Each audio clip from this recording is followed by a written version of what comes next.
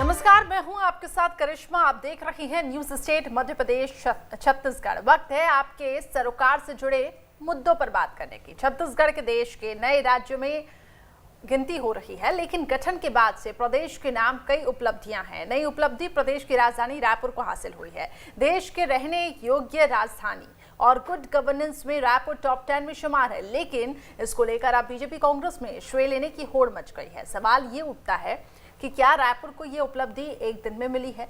रायपुर के सुशासन मॉडल से क्या तस्वीर बदल सकती है? और छत्तीसगढ़ की तस्वीर उपलब्धि की चकाचौंध में दूर दराज इलाकों की समस्याएं छूट तो नहीं जाएंगी?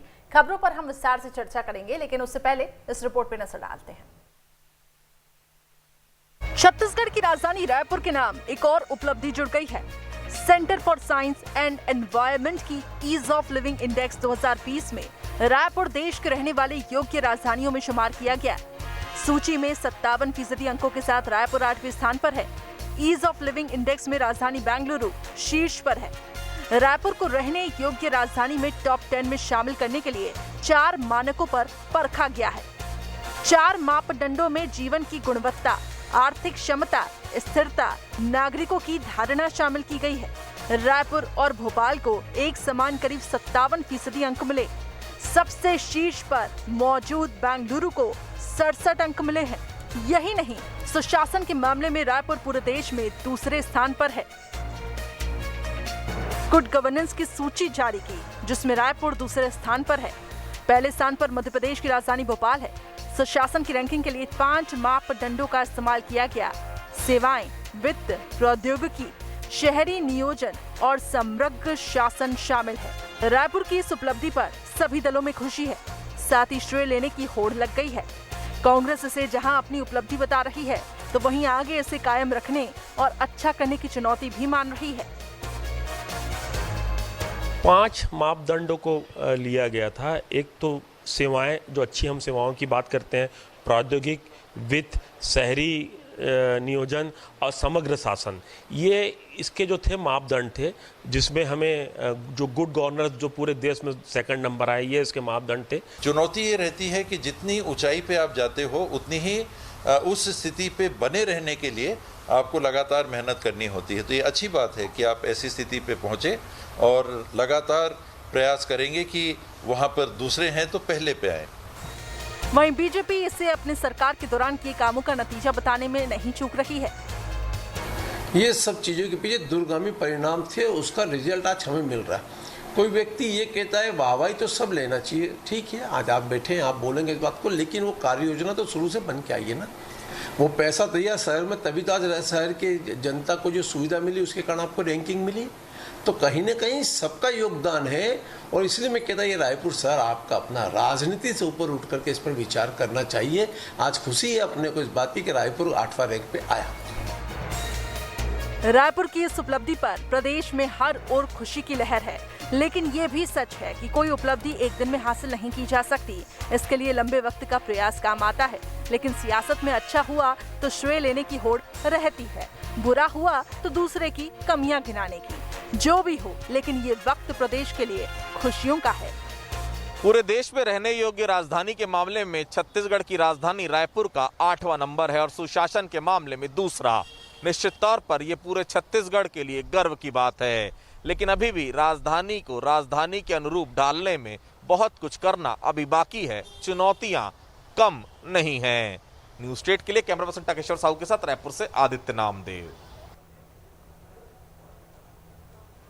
चलिए, तो चुनौतियां निश्चित तौर पर काफी ज्यादा हैं, लेकिन आगे सरकार का क्या रोड मैप है? और अभी जो उपलब्धियां हासिल हुई हैं, उसके लिए तो सरकार की जो सराहनीय पहल थी, हम दोनों ही सरकारों की यहाँ पे बात करेंगे, क्योंकि जैसा कि हमने आपको रिपोर्ट में बताया कि कभी भी जो उपलब्धि होती है वो एकदम से हासिल नहीं होती, नींव को खड़ा करने में भी समय लगता है।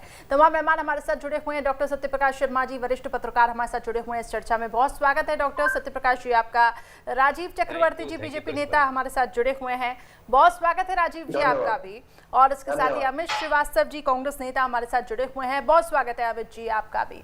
सबसे पहले डॉक्टर सत्यप्रकाश शर्मा जी, किस तरीके से आप देखते हैं आज जिस तरीके से ये जो छत्तीसगढ़ की रैंकिंग सामने आई है, सुशासन के मामले में भी छत्तीसगढ़ ने एक अच्छा स्थान हासिल किया है, किस तरीके से आप इसको देखते हैं और छत्तीसगढ़ की तस्वीर आगे आने वाले दिनों में किस तरीके से बदल सकती है? जी करिश्मा जी, कोई भी संगठन हो, कोई सरकार हो, कोई व्यक्ति हो, तो अच्छे व्यक्तित्व की खासियत होती है कि उसकी तारीफ, अच्छे काम की हमेशा तारीफ होना चाहिए अगर वो एक करते हैं। मध्य प्रदेश छत्तीसगढ़ का जो आज केवल इसी मामले में जो रिपोर्ट आई है, केवल इसी के मामले में छत्तीसगढ़ अच्छा नहीं कर रहा है। मैं देख रहा हूँ जब से कोविड का क्राइसिस देश में आया है, छत्तीसगढ़ ने वहां से काफी अच्छा शुरू किया है। जब फर्स्ट वेव कोविड की आई तो शुरुआत के दौर में छत्तीसगढ़ ने बहुत अच्छा काम किया था। उसकी प्रधानमंत्री मोदी जी ने भी उसकी बहुत तारीफ की थी, उस काम की, भूपेश बघेल के काम की। आपने देखा होगा कि जब इस समय में जब लोगों को रोजगार की आवश्यकता थी, उस समय मनरेगा के अंतर्गत काम देने वाला छत्तीसगढ़ ही वो राज्य है जिसने देश में सबसे ज्यादा लोगों को काम दिया था 2020-21। ये सेंटर की रिपोर्ट के आधार पर, मनरेगा की जो रिपोर्ट है उसके आधार पर मैं बोल रहा हूँ। इसके बाद अगर अपन आगे चलते हैं तो ये डेवलपमेंट जो गोल्स हैं, उन गोल्स में भी काफी कुछ आगे काम करता चला जा रहा है। आपने देखा होगा कि ये कमिटी थी, एग्रीकल्चर अफेयर स्टैंडिंग कमिटी, जिसमें कई दलों के सांसद होते हैं और उसमें जो जिसको लीड ही हेड कर रहे थे वो बीजेपी के साउथ इंडिया के एक सांसद थे लोकसभा के। उन्होंने भी गोधन न्याय योजना को ये कहा था अपनी रिपोर्ट में कि इसको सेंटर को किसी भी रूप में रेकमेंड करना चाहिए और इसको देश में लागू करना चाहिए। ना केवल रोजगार के साधन उपलब्ध कराएगा बल्कि ये इस प्रवृत्ति को देगा कि गायों को जो पालने की आदमी में प्रवृत्ति बढ़ेगी और एनवायरमेंट पर भी बहुत अच्छा प्रभाव पड़ेगा। अब कहने का मतलब ये है मेरा कि जो भी छत्तीसगढ़ इस समय कर रहा बहुत अच्छा कर रहा है, लेकिन केवल एक सरकार के प्रयास नहीं होते हैं, उसमें कहीं ना कहीं कुछ भूतपूर्व जो लोग हैं या जो पुराने लोग हैं या पुराना बैक है, हमारे फैमिली अगर कोई अच्छा काम करती है तो उसमें कहीं ना कहीं फैमिली का बैकग्राउंड भी होता है।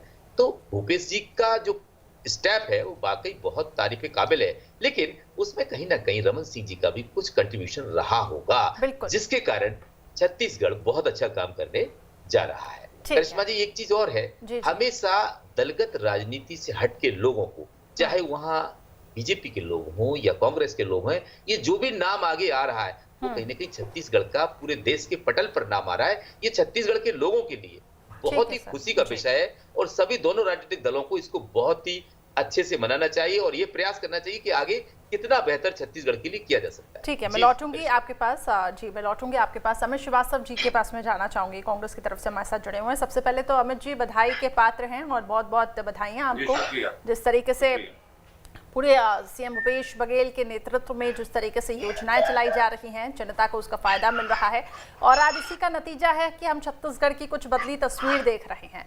तो दूसरे नंबर पर सुशासन के नाम पर छत्तीसगढ़ है, तो क्या आपको लगता है क्या सुशासन मॉडल के तहत ही छत्तीसगढ़ की तस्वीर को बदला जा सकता है? किस तरीके से आप आगे आने वाली परिस्थितियों को देख रहे हैं और सरकार के आगे का रोड मैप क्या रहने वाला है?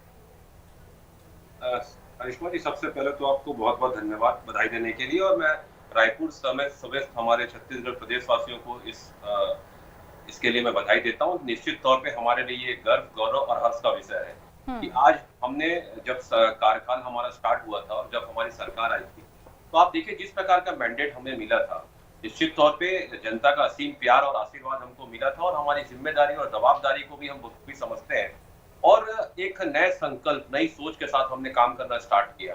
और जिस प्रकार से हमारी सरकार का एक ही ध्येय था कि कैसे हम सशक्त और समृद्ध छत्तीसगढ़ बनाए और छत्तीसगढ़ का अंतिम पंक्ति में बैठा हुआ अंतिम व्यक्ति तक सरकारी योजनाओं का लाभ कैसे पहुंचाया जाए, इस पे हमारी सरकार ने फोकस करके काम किया। फिर चाहे आप देखिए कि चाहे लगातार जो योजनाएं हमने लाई और जिस प्रकार से लोग, आप देखेंगे बहुत छोटी छोटी चीज थी लेकिन लोग उससे बहुत प्रताड़ित थे, लोग बहुत परेशान थे। मैं आपको बता दूं कि लगातार जो योजनाएं हमारे यहाँ हमारे मुख्यमंत्री जी ने बनाई, क्योंकि वो खुद एक किसान है और किसानों की असीम पीड़ा को समझते हैं। और जैसा हमारे राष्ट्रीय नेतृत्व ने कहा था करिश्मा जी, 10 दिनों का समय, 2 घंटे में उन्होंने किसानों का कर्ज माफी की घोषणा की और लगभग 17,82,000 किसानों के हमने 9,000 करोड़ रुपए माफ किए। लगातार जिस प्रकार से धान खरीदी, यहाँ पर बम्पर रिकॉर्ड खरीदी हुई, पहले 80 लाख मेट्रिक टन, फिर 82 लाख से 37,000 मेट्रिक टन और इस बार 92 लाख से ज्यादा मेट्रिक टन लोगों की जेबों में पैसा भी आया। और जिस प्रकार आज हम देखेंगे कि ईज ऑफ लिविंग इंडेक्स जो आया है, उसपे जो स्कोर निर्धारित करने के लिए 4 मापदंड जो थे, उसपे जीवन की गुणवत्ता, स्थिरता, आर्थिक क्षमता और नागरिकों की धारणा, इन सभी को इस सभी पहलुओं पे छत्तीसगढ़ खरा तो उतरा। क्या जिस अमित जी, प्रकार- क्या फिर ये कांग्रेस कार्यकाल की ही उपलब्धियां हैं? क्या बीजेपी का इसमें कोई भी योगदान नहीं है? देखिए, जिस प्रकार से बहुत ही सम्मानित हमारे बड़े भाई सत्यप्रकाश भैया ने कहा कि निश्चित तौर पे हम उसको झुटला नहीं सकते कि वो भी इस सरकार में थे, लेकिन मैं तुलना करना चाहूंगा कि जब इनकी सरकार थी तो क्या थी। हमारी सरकार जब छत्तीसगढ़ राज्य बनी, नई राजधानी की नींव हमारी सरकार ने रखी और आज आप देख लीजिए विश्व स्तरीय राजधानी छत्तीसगढ़ की नया रायपुर को माना जाता है। तो ये एक सोच थी हमारी, और लगातार जिस प्रकार से गांव, गरीब और आदिवासी, महिला, युवा सबको फोकस करके हमारी सरकार ने काम किया। और जिस प्रकार से आपने कहा सुशासन, मैं आपको बता दूं कि centre for science and environment द्वारा जो ये किया गया, जो रिपोर्ट आई है, लेकिन उसमें देश में अगर 10 नंबर में राजधानी रायपुर 8वां आता है, हम इससे आगे आप ये भी एक तुलना हमको देखना पड़ेगा। मैं पूरा चार्ट लेके बैठा हूं, अमित जी, आपको मैं ठीक चार्ट है, भी दिखाना ठीक है, चाहूंगा। मेरे पास भी है सर, ये पूरा डेटा मेरे पास भी है, लेकिन आपने मेरे सवाल का जवाब नहीं दिया। हाँ या ना में जवाब दीजिए, क्या बीजेपी का इसमें योगदान था? और एक और चीज, आपने नवा रायपुर की बात की, तो सर पुराने रायपुर को भी तो बसाना है, उसको भी तो समृद्ध करना है, वहां पे भी तो अभी मूलभूत समस्याएं चल रही हैं। निश्चित तौर पे आपने बहुत अच्छा प्रश्न किया। देखिए, लगातार 15 सालों तक, जब तीसरी बार हमारा महापौर यहाँ पर जीता है, और मेरा सौभाग्य है कि एक महापौर जी के साथ मुझे बहुत करीब से काम करने का मौका मिला।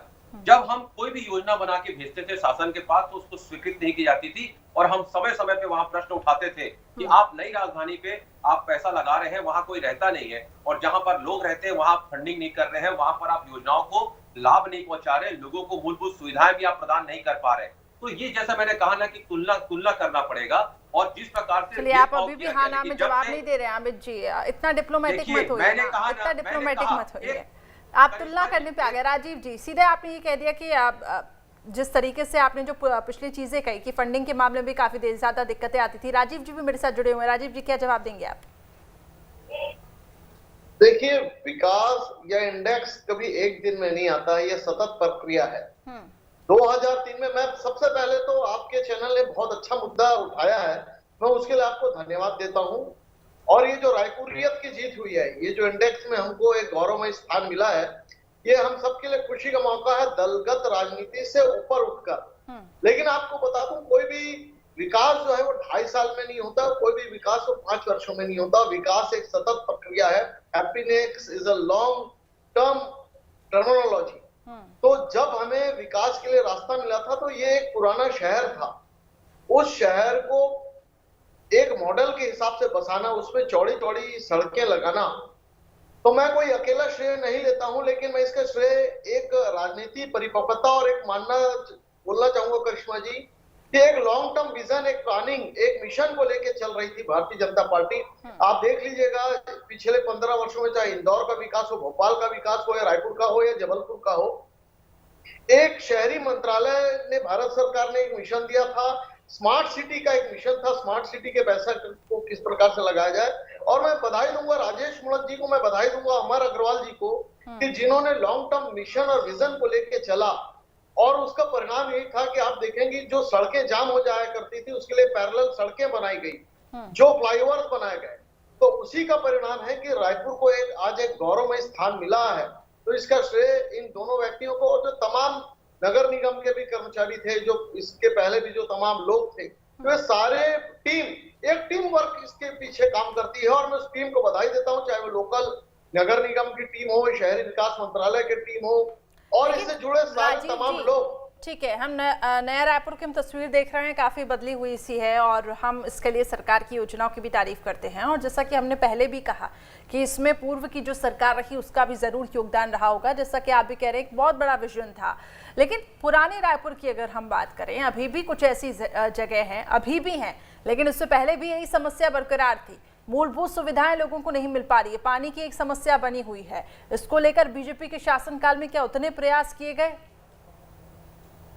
पानी के लिए तो मैं बता दूं, जो जलवर्धन योजना थी, वो तो बहुत, मैंने उसे सभी लोगों ने सराहा कि बड़ी बड़ी जो टंकियां बनी, 10,000 गैलन की टंकियां बनी हर मोहल्ले में, तो पानी तो विकराल रूप, पानी के लिए हत्याएं होती थी। रायपुर का शहर का आप इतिहास देखेंगे तो पानी की समस्या, अमृत मिशन योजना हो या जल मिशन हो, तो ये सारी मिशन पानी को, अगर नदियों की पानी को संवर्धन करके चारों तरफ भेजने का कोई काम किया था तो भारतीय जनता पार्टी ने लिया था।